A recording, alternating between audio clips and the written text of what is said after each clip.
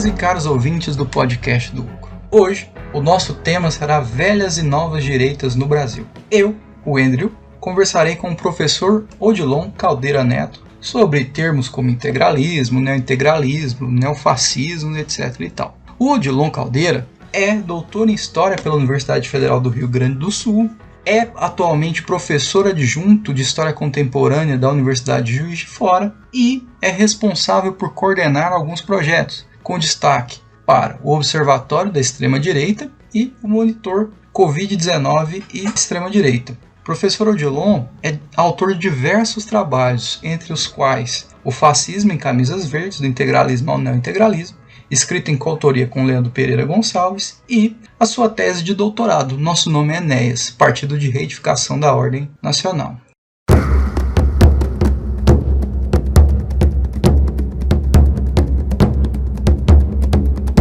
No ar, mais um podcast do Ogro, um oferecimento Ogro Historiador. Após essa apresentação do professor Odilon Caldeira Neto, eu o saúdo. Professor Odilon, seja bem-vindo e muitíssimo obrigado por ter aceito o convite. Eu não poderia escolher uma pessoa melhor para falar do nosso tema de hoje. Muito obrigado e seja bem-vindo. Obrigado, Andrew. Eu que agradeço o seu convite, o convite de participar do Ogro História. É realmente uma satisfação. Ok, professor. Então, para começar a nossa conversa, a gente sabe que atualmente muito se fala sobre direita, novas direitas, extrema-direitas, neofascismo, neointegralismo, etc. Todavia, quando o senhor iniciou sua trajetória acadêmica, não era necessariamente assim. Como é que foi a sua trajetória até chegar a essas temáticas? O senhor enxerga que houve um recrudescimento no debate sobre as direitas com a ascensão de figuras como Trump, Bolsonaro, Salvini, etc.? Então, quando eu comecei as minhas pesquisas, comecei a pesquisar essa temática da extrema-direita, do neofascismo, de expressões das direitas radicais, ainda na graduação. Efetivamente, o impacto dos estudos sobre esses temas não era tamanho tal qual na atualidade. Claro que eu não iniciei de modo algum as pesquisas sobre extrema-direita, sobre o neofascismo. Já havia outras pesquisadoras e outros pesquisadores que trabalhavam com a temática. Mas, de qualquer modo, o tema realmente ele não era tão candente como se dá atualmente. Isso por diversas razões. Acho que os meios digitais auxiliaram a interconectar muitas pesquisadoras e pesquisadores, então a gente se conhece uns aos outros mais efetivamente, a gente pode trocar umas figurinhas, ideias, participar também de projetos colaborativos, questões que talvez ali na década de 2000, enfim, até os anos 2010 talvez, não se davam de uma forma tão enfática como atualmente. Mas claro que a questão do tema em si, o modo candente como ele se coloca, não é um fenômeno exclusivamente da existência dos meios de comunicação.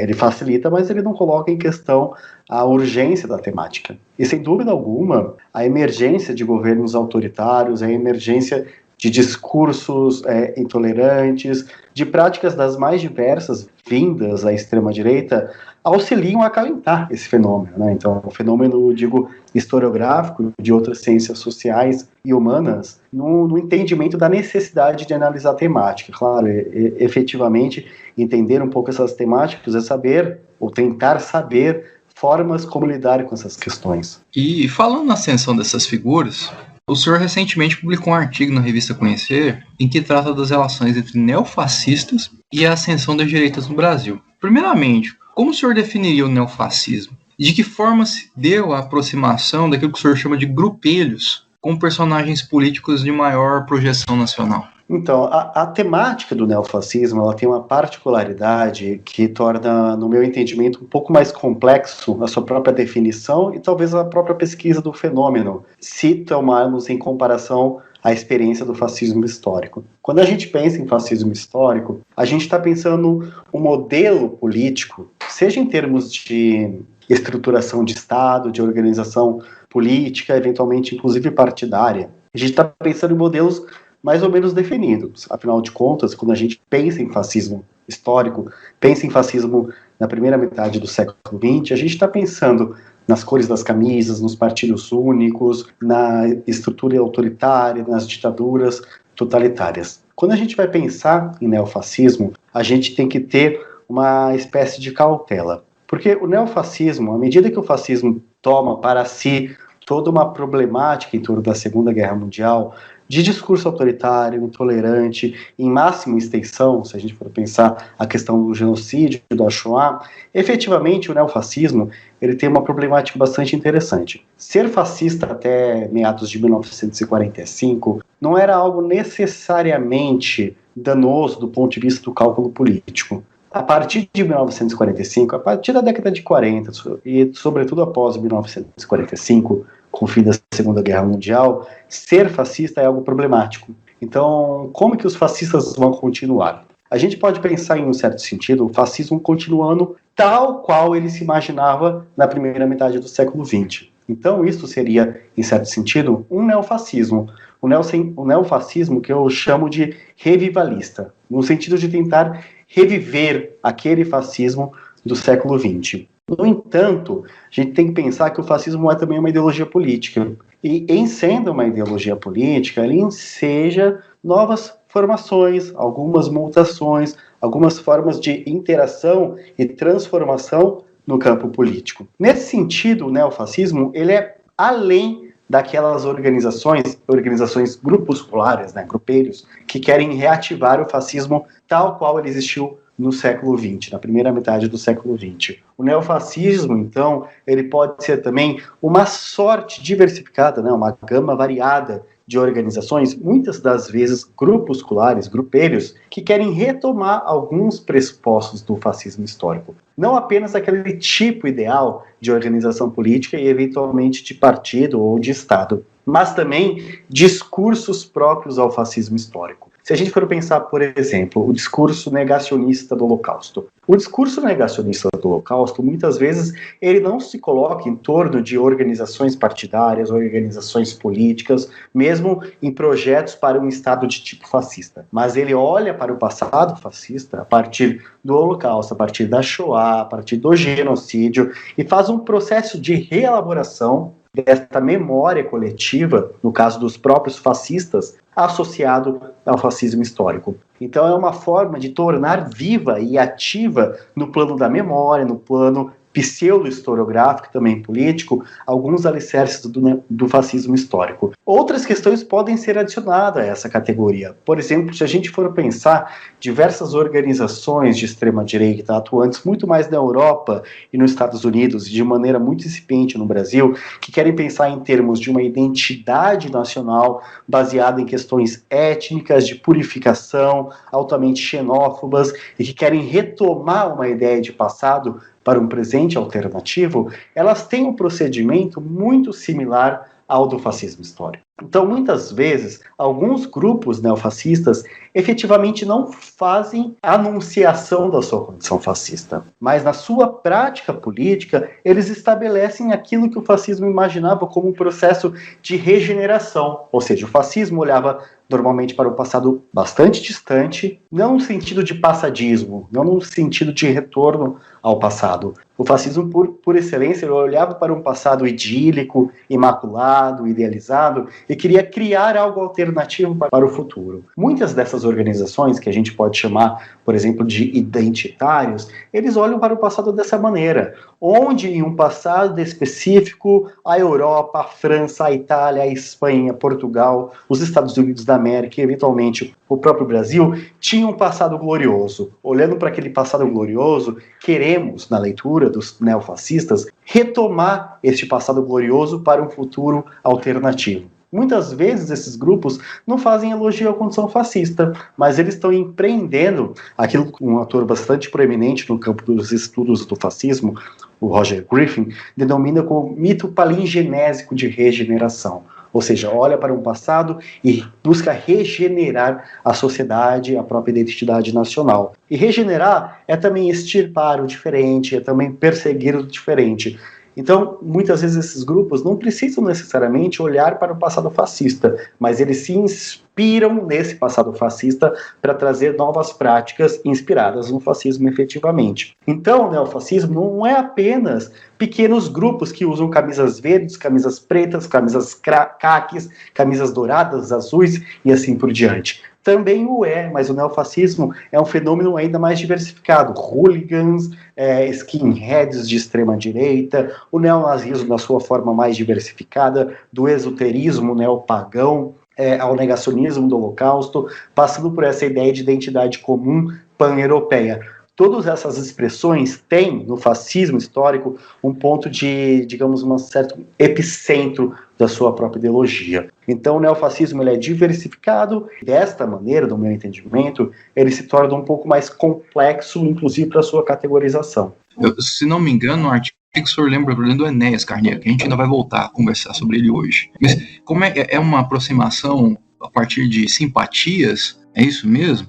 À medida que organizações neofascistas ocupam o campo da radicalidade, do extremismo e, por que não, na marginalidade política, elas têm que orbitar em torno de algumas organizações mais estruturadas. Este é um quadro especificamente, não exclusivamente, mas esse é um quadro especificamente caracterizante do neofascismo no Brasil ao longo da Nova República. Eles não tinham, em certo sentido ainda não tem, uma autonomia organizacional para criar o próprio partido político, então eles passam a mapear lideranças, organizações, movimentos que representam, em certo sentido, os seus anseios, os seus valores, excetos da sua própria ideologia política. Se a gente for pensar, então, grupos como neointegralistas, ou mesmo alguns grupos neonazistas, eles passaram em torno da década de 80, e de modo mais expressivo em torno da década de 90, a olhar determinados partidos políticos. E o partido político que mais representava os anseios desses grupelhos, pequenas organizações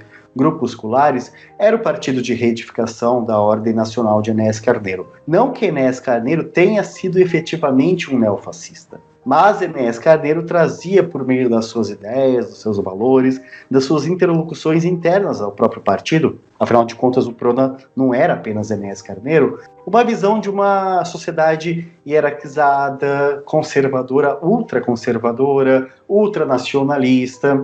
Nesse sentido, esses grupos neofascistas olhavam para o PRONA e viam: ali há uma possibilidade de representação, e mais do que representação, ali havia uma janela de oportunidades. Então esses grupos passam a orbitar não apenas no sentido de olhar a expressividade política eventual de Enéas Carneiro, mas também eles querem construir essa alternativa política.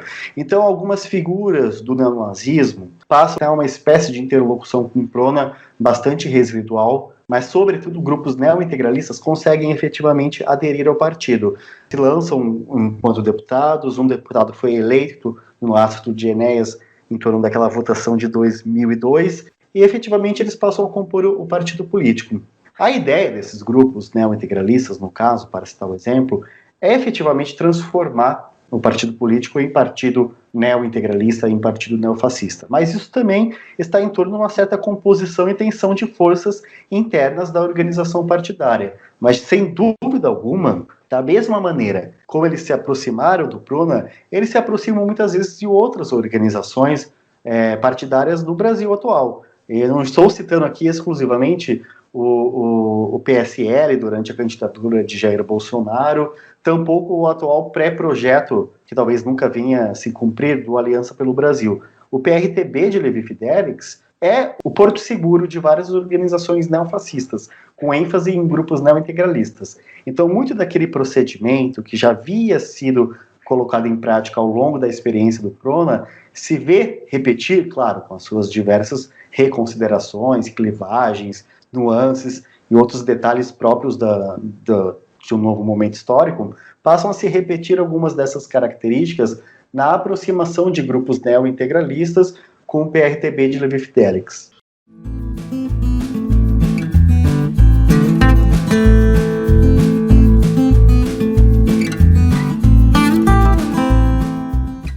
Professor, já que o senhor tocou no nome do Enéas, falamos um pouco sobre PRONA, sobre a adesão de certas figuras neofascistas ao partido, tanto PRONA como PRTB.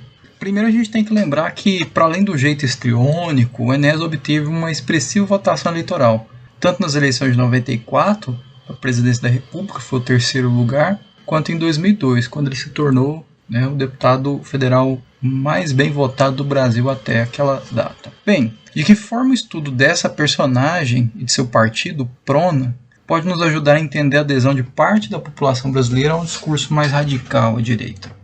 Muitas vezes os estudos sobre a direita, sobretudo de extrema direita, direita radical no Brasil, embora sempre tenha existido estudos desde a década de 70, década de 60, muitas vezes eram olhados com uma certa desconfiança ou minimização, como se fosse um problema distante ou um problema menos importante. E, efetivamente, acho que nos dias atuais, nenhuma pessoa mais se sente minimamente autorizada em dizer que estudar a extrema-direita brasileira de ontem e de hoje é algo de menos importância. Sem dúvida alguma, eu acho que é um dos temas mais importantes em termos de entendimento dessas questões, né? E, particularmente como historiador, eu sempre afirmo, tanto para colegas quanto para alunos, enfim, de outras áreas ou da própria área da história, a necessidade da gente olhar os fenômenos em torno de uma historicidade, ou seja, projetar o tempo presente, a atualidade, em torno de uma longa história ou média, de curta, média ou longa duração, justamente para entender processos de surgimento de novas perspectivas, mutações de práticas, continuidades de perspectivas de culturas políticas das mais antigas e ainda presentes. Dito isso, a questão do PRONA e do Enéas Carneiro me parece bastante interessante, porque a academia brasileira, e eu não digo isso em torno apenas da historiografia, mas também de outras áreas, olhavam com em torno de uma certa galhofa, aspectos jocosos, enfim, minimizando a experiência política do PRONA e de Enéas. É claro que o PRONA e Enéas tinham esse aspecto um pouco caricatural. É possível discutir, inclusive, que isso poderia ser uma questão estratégica, uma estratégia política, efetiva ou não. De qualquer modo, ao longo da transição democrática e da redemocratização, criou-se uma ideia em torno da classe política, em certo sentido, na própria sociedade civil brasileira, que a direita não existia, que era um problema passado, que era uma questão que dizia respeito quase que exclusivamente a experiências autoritárias e antidemocráticas do passado. Efetivamente, a gente tem que levar em consideração, inclusive, que se há um aspecto episódico na história política brasileira, é justamente a experiência democrática.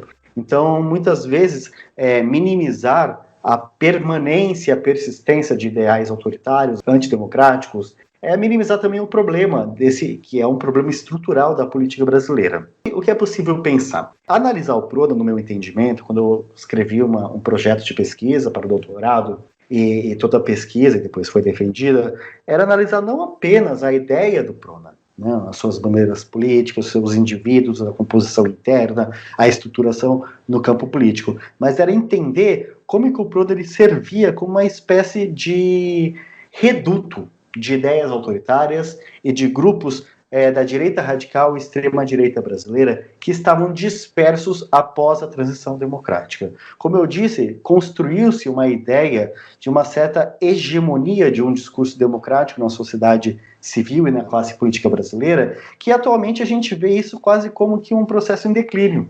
Então, analisar o PRONA era entender um pouco como que o PRONA ele serviu como epicentro e aglutinador de ideias radicais, de ideias ultraconservadoras, de ideias ultranacionalistas, de grupos neofascistas, de grupos militares da reserva e da ativa saudosistas do regime militar. Então, muitas vezes, enquanto parte da historiografia olhava com certo desdém para o objeto, a minha ideia era olhar para além desse desdém, para além da caricaturização, para além da galhofa em torno da imagem de Enéas Carneiro, em torno da barba, da careca, e enfim. Então, assim, analisar o PRONA, no meu entendimento, era analisar a persistência de práticas políticas já antigas, que remetiam, inclusive, à própria história do fascismo na história do Brasil. E, além disso, o PRONA também ele desempenhou um papel que eu acho que é muito importante para entendermos a própria expressividade do bolsonarismo na política cotidiana, que é uma ideia antissistêmica, uma ideia de crítica e quase recusa ao sistema político. E também é uma crítica e uma quase recusa ao modo como foi efetuada a transição democrática. Então, por mais que Enéas era uma figura caricatural, em torno do chavão, meu nome é Enéas, em torno da sua feição, ele representava essa ideia antissistêmica, contra os partidos políticos, contra os políticos profissionais e assim por diante. Em certo sentido, claro, guardadas as devidas precauções, o Prona representou uma ideia de partido de direita radical que já se mostrava na Europa ao longo das décadas anteriores, o Front Nacional, a própria Aliança Nacional na Itália e assim por diante, ou seja, partidos políticos ultranacionalistas que eram contra o sistema político, mas utilizavam o próprio sistema político, no sentido de democracia representativa, para fazer valer as suas críticas. Muito disso que o Prona trouxe em termos de simbologia, de práticas, de estratégias políticas, foi apropriado por diversos partidos e lideranças políticas no Brasil recente. Eu não digo apenas em torno de Jair Bolsonaro, eu estou dizendo também de Levi Fidelix e outras figuras que estabeleceram um processo de simbiose em torno de um elogio a Enéas Carneiro, em torno de elogio à experiência política do Partido de Reedificação da Ordem Nacional. Não por acaso, muitas dessas figuras, desses nichos da direita mais extremada brasileira, tomam Enéas Carneiro como o melhor presidente que o país jamais teve. Então, ou ele é uma galhofa, ou ele é o melhor presidente que o país jamais teve.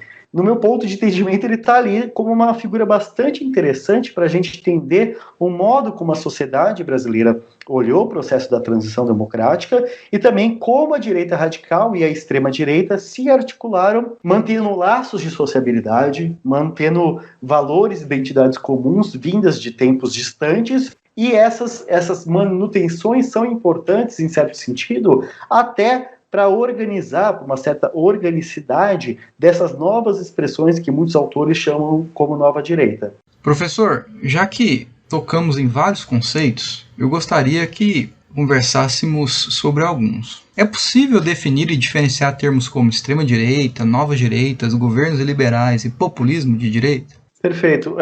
Muitas vezes a utilização dessas terminologias, dessas categorias, dessas expressões, elas são alçadas em veículos de imprensa, inclusive no uso político, né, tanto de adesão como resistência, a um certo esvaziamento do entendimento delas. Isso é um fenômeno que ele é comum não apenas em termos de conceitos, noções, categorias nos estudos sobre as extremas direitas, mas também em outras expressões do campo político, mesmo do campo social, cultural. E isso também não é algo novo, né? Se a gente for pensar a utilização do termo fascismo como um certo adjetivo de desqualificação, um adjetivo depreciativo, já existia, inclusive, na experiência do próprio fascismo histórico, né? Quantas vezes não se foi utilizado o termo fascismo para desqualificar oponentes políticos no campo da esquerda quanto da direita, ao longo da década de 30, 40 e assim por diante. Então essa é uma problemática que é muito comum a temas polêmicos do campo dos estudos, né, sejam eles historiográficos ou não,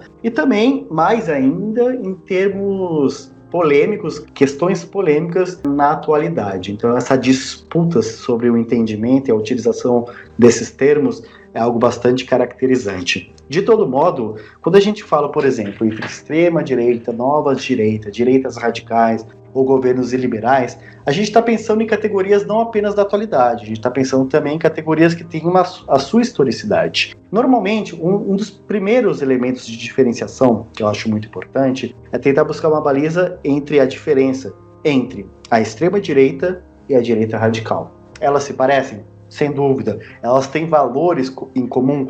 Sem dúvida alguma. Ultranacionalismo? Também. É uma visão hierárquica, assentada em valores bastante conservadores, mais atualmente em questão da misoginia, um elogio a uma certa heteronormatividade e o masculinismo, são fatores bastante comuns entre direitas radicais e extrema-direitas. O que diferencia uma extrema-direita e a direita radical? A extrema-direita, por definição, ela tem um discurso que existe todo um debate em torno da prática em si, mas o discurso da extrema-direita ela tem uma feição, digamos, revolucionária. Ela quer tomar a ordem, estabeleceu um processo de revolução à direita contra as balizas, contra os limites, contra a representatividade, contra a estrutura das democracias. Daí um modelo bastante assentado numa democracia liberal. A extrema-direita ela pensa a partir de uma matriz antidemocrática e enunciadamente antidemocrática. O fascismo histórico, por definição, ele é uma expressão de extrema-direita. O fascismo histórico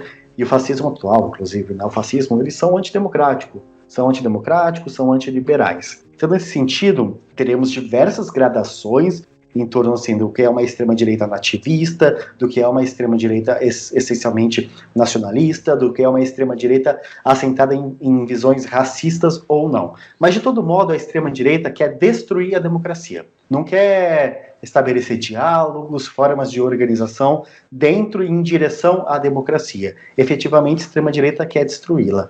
A direita radical, por definição, embora ela tenha diversos elementos de conexão ideológicos e de práticas também associados à extrema-direita, a direita radical ela busca se inserir no próprio jogo democrático, seja para fins de destruição, seja para fins de atuação. Mas fato é que a direita radical, em certo sentido, ela aceita as regras do jogo. Claro, é uma aceitação das regras a partir de uma determinada matriz e de uma determinada perspectiva. É uma visão essencialmente crítica à democracia. Mas a direita radical quer disputar o poder, quer transformar a sociedade, quer transformar a própria política a partir e por meio dos elementos, instituições e práticas do campo democrático. Evidentemente, muitas organizações surgem, se estruturam em torno das balizas da direita radical. Eventualmente, elas passam a atuar a partir de uma perspectiva da extrema-direita. E muitas vezes, algumas organizações, elas mesclam esses elementos. Se a gente for pensar, por exemplo, o caso de Bolsonaro, Jair Bolsonaro, a estrutura partidária do PSL durante o processo eleitoral da sua eleição era uma estrutura que a gente pode alocar em algum sentido no campo da direita radical. Mas a figura de Jair Bolsonaro é efetivamente da extrema-direita, porque ele nega a democracia, ele buscava dar um golpe, fazia elogios dia após dia em torno da tortura, em torno da ditadura civil-militar brasileira. Então esses elementos, eles são cambiantes, mas ainda assim eles são muito necessários. Por quê? A partir dessas categorias, a gente consegue analisar a natureza política dessas organizações, analisar também as estratégias políticas dessas organizações. A gente consegue analisar, enquanto historiador, eu acho que isso é muito importante, quais são as tradições políticas que os atuais grupos reivindicam. Eles reivindicam uma ideia de uma democracia autoritária, ou eles reivindicam uma ideia de um procedimento antidemocrático, de uma revolução integralista. Então isso vai estabelecer também as aparas e possibilidades de interação. Em torno dos termos governos liberais e populismo de direita, são termos que bastante em voga e que eles têm uma tradição muito assentada em certos setores da ciência política e não apenas brasileiro, né? A terminologia do populismo é uma terminologia em ampla disputa. Uma questão é como que parcela das ciências sociais brasileira, parcela bastante significativa, eu diria que quase hegemônica, entende o populismo como uma ideia, mais do que um conceito, mas como uma ideia bastante problemática. Outra questão é como diversas parcelas das ciências sociais e políticas, também da historiografia global, vai pensar o populismo como uma questão de estilo político, mas também como uma questão de expressão política caudatária do próprio fascismo histórico. A obra do Frederick Finkelstein, o fascismo e o populismo na história, é uma obra que norteia bastante um pouco dessas discussões. É uma discussão muito intensa. É possível utilizar o populismo para entender expressões que vão da direita à esquerda? Eu tenho algumas dúvidas, sinceramente eu tenho algumas dúvidas. Mas, de qualquer maneira, esses governos que são críticos ao liberalismo, que se postulam enquanto iliberais, eles têm em torno da sua representatividade, em torno da sua própria ideia constituinte, elementos históricos que são caudatários ao campo da extrema-direita e das direitas radicais. Em outra parte, a questão das novas direitas eu vejo ainda de uma maneira mais complexa. Só para citar um exemplo, na França, ao longo da década de 60, começou a ser articulada uma organização, um think tank, em torno de ideias que, de acordo com diversos autores, eu me vinculo a essa interpretação, eram associadas a um processo quase de neofascismo. A Nouveau Droit, ou a nova direita francesa, buscava regenerar uma certa identidade nacional europeia, identidade nacional francesa e, sobretudo, uma identidade nacional europeia em torno de processos como a crítica às perspectivas do que eles chamavam como gramscismo cultural, ou mesmo questões diversificadas como as críticas aos novos movimentos sociais. A nova direita francesa ela inaugurou uma forma de organização de perspectiva política, filosófica e ideológica de intelectuais vindos do campo do neofascismo, que foi reproduzido em diversos países. Por exemplo, na Itália, Marco Tarchi era o principal representante da Nova Destra, ou nova direita italiana. Em Portugal também havia representantes, na Espanha e assim por diante. Eles utilizavam a terminologia nova direita. Veja, atualmente no Brasil se discute o que é essa nova direita, ou seja, uma nova direita que surge a partir do bolsonarismo, ou nova direita, ela incorpora também outras questões, como expressões do antipetismo, do próprio lavajatismo.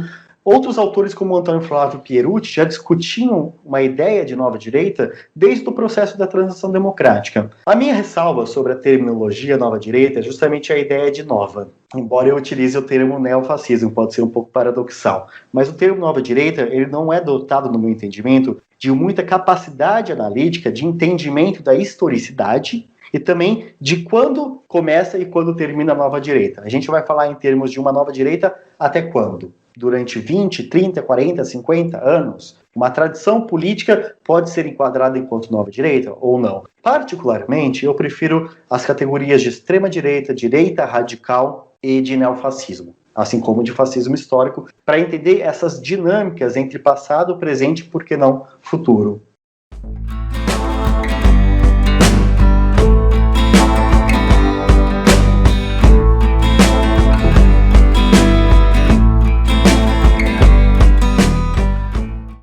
Já que o senhor tocou, né, no integralismo em parte da resposta, eu queria levantar esse ponto.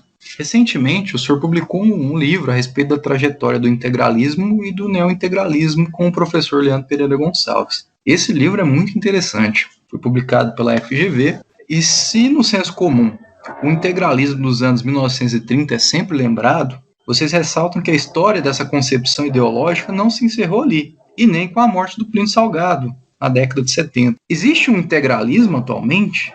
O que ele é, se é que ele existe? Existe um integralismo, existe mais do que um integralismo atual, existe o neointegralismo. Mas antes de responder especificamente, quero retomar alguns aspectos. Muitas vezes, os livros didáticos sobre história, em certo sentido, uma certa impressão talvez apressada de alguns autores, enxergavam o integralismo como uma espécie de hiato de uma experiência, um experimento fascista na história brasileira. Embora o integralismo tenha existido de uma forma mais pujante em torno da ação integralista brasileira de 1932 a 1937, temos que considerar que as ideias trazidas pelo integralismo, os impactos dessas ideias, se manifestam de uma forma bastante intensa na sociedade brasileira, tanto nos anos 30 como as outras décadas posteriores. Se a gente for pensar, a ação integralista brasileira ela é extinta em 1937, a partir de um decreto-lei de Getúlio Vargas, a partir do Estado Novo. No entanto, a gente tem que levar em consideração que as ideias integralistas importaram, e mais do que importaram, criaram e adequaram as ideias fascistas para a realidade política nacional. Se a gente for pensar o golpe do Estado Novo de 1937, a gente não tem que levar em consideração exclusivamente as artimanhas e toda a forma como foi estruturado por meio de próprio Getúlio Vargas e assim por diante. Vale ressaltar que o Plano Cohen, ele tem em sua origem um integralista, Olímpio Mourão Filho. Ele estruturou o Plano Cohen em torno de uma ideia de conspiracionismo, anticomunismo e também de antissemitismo. Afinal de contas, o nome Cohen tem uma questão de associação o comunismo ao judaísmo. E mais do que isso, a estruturação do Plano Cohen tem uma estrutura bastante similar aos protocolos do Sábio de Sião. Por que eu quero dizer isso? Porque, embora o Estado Novo tenha inaugurado o declínio da ação integralista brasileira, o golpe do Estado Novo incorpora as ideias do integralismo. incorpora as práticas, incorpora o anticomunismo mais intenso, incorpora essas teorias conspiratórias bastante comum às organizações fascistas da primeira metade do século XX. Então o integralismo, embora ele tenha esse declínio a partir de 1937, as suas ideias políticas são incorporadas em uma cultura política. Uma cultura política que não é apenas integralista. Não é apenas integralista. Ela tem raízes no positivismo e assim por diante. Mas essa ideia de uma cultura política autoritária passa a incorporar ideias vindas do campo fascista e a apropriação e a criação a partir da ação integralista brasileira. Então o integralismo, ele tem um declínio institucional, mas ele tem uma certa permanência no campo cultural. E o integralismo, de fato, nunca deixou de existir. Desde 1937 em diante, existiu diversas organizações integralistas tentando, articulando e efetivando organizações, partidos políticos, grupelhos neofascistas e assim por diante. Mas a paixão pelo sigma, a paixão pela identidade integralista sempre se manifestou de uma forma bastante efetiva. E essa foi a ideia, justamente, da escrita do nosso livro, né? Meu com o do Leandro Pereira Gonçalves, que é colega aqui do Departamento de História da Universidade Federal de Juiz de Fora. A nossa ideia era juntar as nossas pesquisas. O Leandro trabalha muito com integralismo histórico, com fascismo histórico, com algumas incursões sobre o neofascismo. Eu trabalho muito com neofascismo, com neointegralismo, com fascismo atual, com algumas incursões no fascismo histórico. A gente quis juntar as nossas pesquisas e trazer um livro acessível para o público geral entender um pouco como o integralismo e o fascismo no Brasil não é um capítulo na história, naquele sentido, um capítulo de uma história distante que não se manifesta no tempo presente. Então a gente analisa as ideias integralistas até a atualidade e também as organizações integralistas. Por exemplo, como eu mencionei, vários grupos neointegralistas orbitaram o Prona, e na atualidade há diversos grupos integralistas. É isso que a gente chama, e é um termo que eu tentei delimitar conceitualmente, de neointegralismo. O neointegralismo ele tem uma particularidade em torno, inclusive, do neofascismo. Até 1975, quem liderava o fascismo brasileiro, quem liderava os integralistas, era Plínio Salgado. Ao contrário de Mussolini e Hitler, que morreram durante a Segunda Guerra Mundial e após a Segunda Guerra Mundial, o caso de Plínio Salgado é interessante porque ele permaneceu vivo até 1975. Então ele ditou as regras desse integralismo até aquela data. Após a sua morte, o integralismo passa a ser um campo de disputa. Então, diversas ideias vindas do neofascismo internacional são incorporadas ao integralismo a partir de 1975.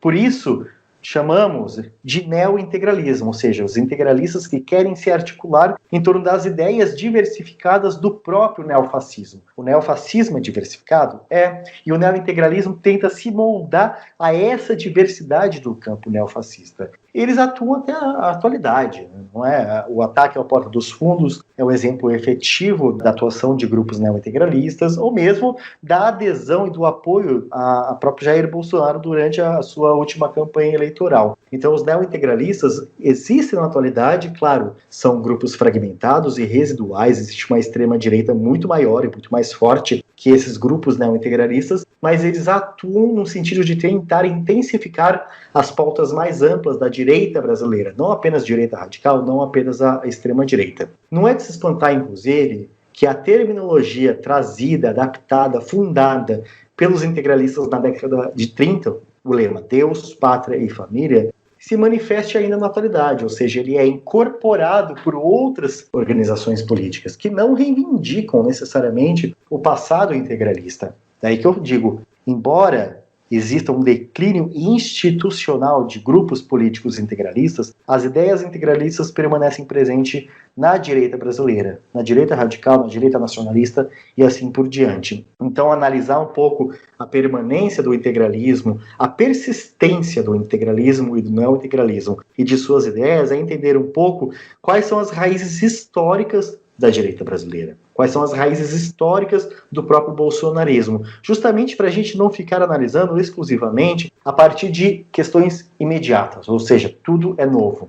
Efetivamente, questões novas são colocadas, mas enquanto historiadores, a gente sempre acha que é muito necessário entender em torno de uma historicidade, para entender de fato o que se manifesta, quais ideias se manifestam e qual é a articulação desses grupos atuais e também, claro, dos grupos antigos.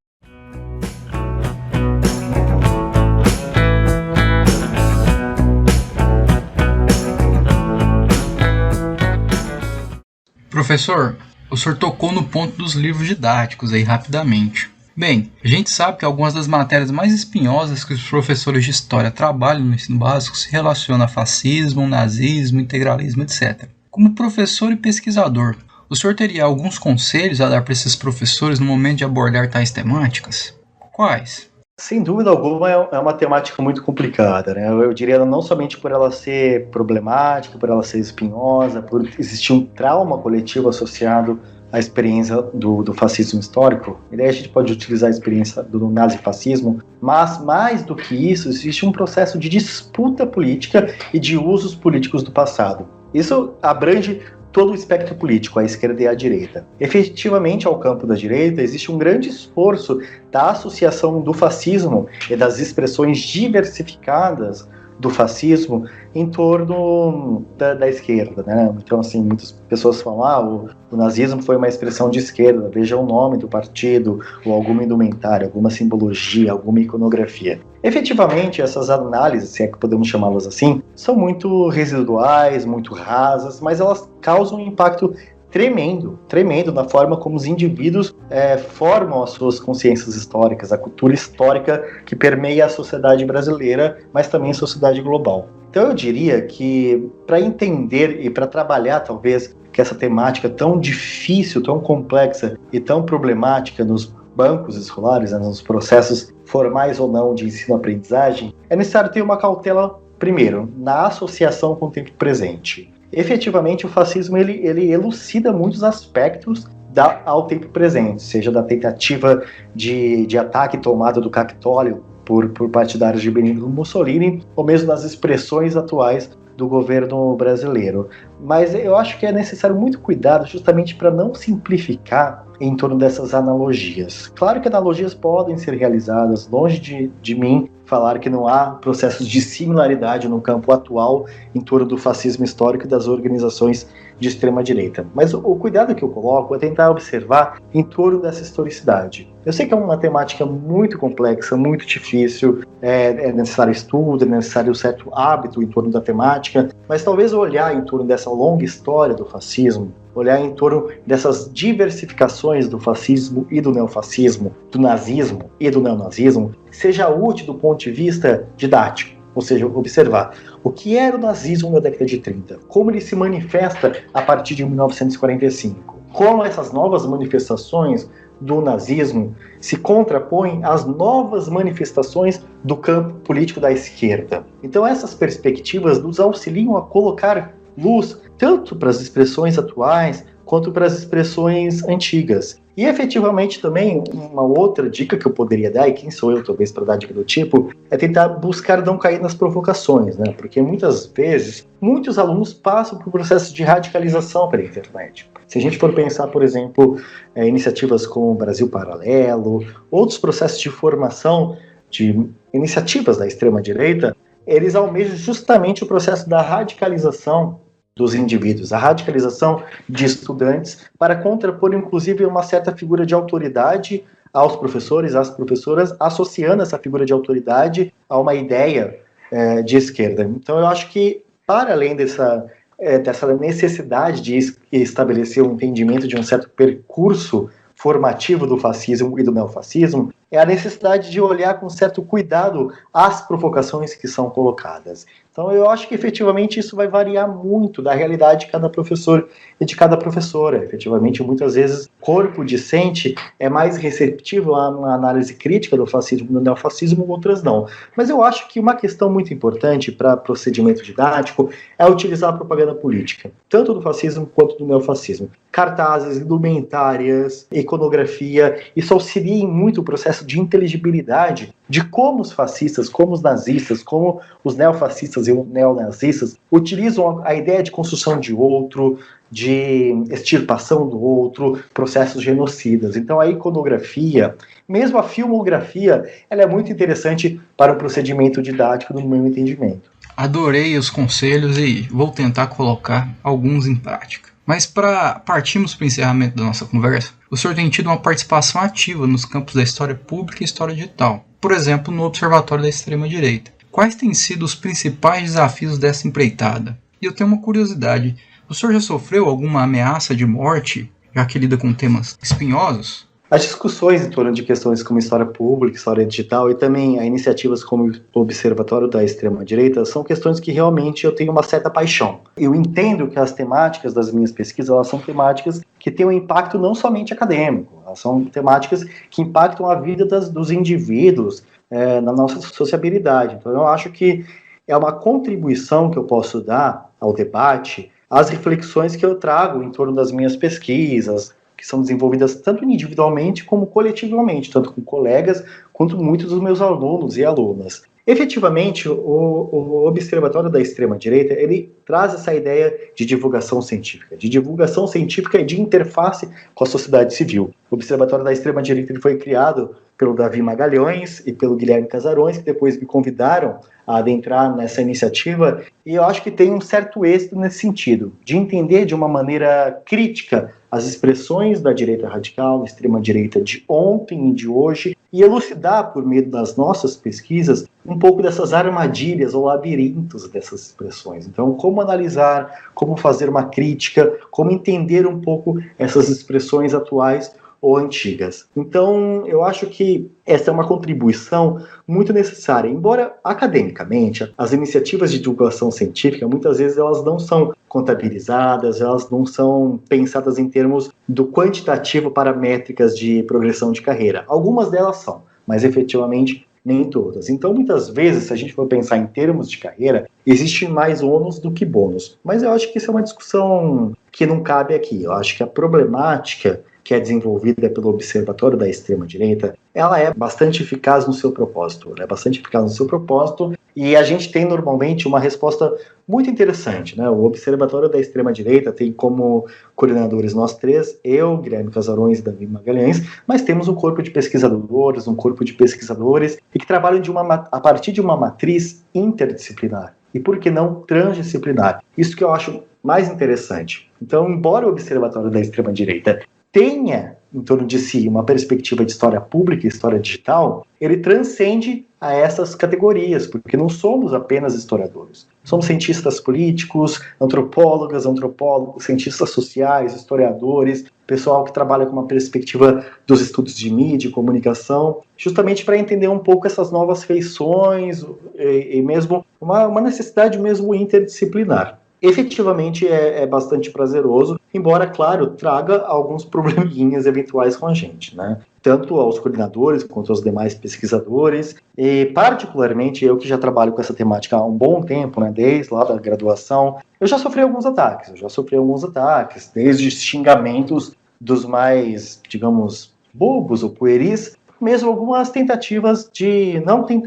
mas ameaças de agressão física. Efetivamente, eu não me lembro, mas eu não me lembro de ter sofrido nenhuma ameaça de morte. E eu acho que se eu não me lembro é porque efetivamente eu não recebi, porque isso é uma questão marcante, né? E então, assim, as ameaças sempre são mais em torno, assim, de criticar, falar que vai bater, falar que vai perseguir e assim por diante, né? Não chegou ao ponto de ter uma ameaça de morte. E nesse aspecto eu acho que é bastante, digamos, curioso, mas muito elucidativo, que os ataques de militantes da extrema-direita, eles são muito mais incisivos para mulheres, contra mulheres. A misoginia é um fator, eu diria que é uma argamassa da extrema-direita, da direita radical no Brasil e no mundo na atualidade.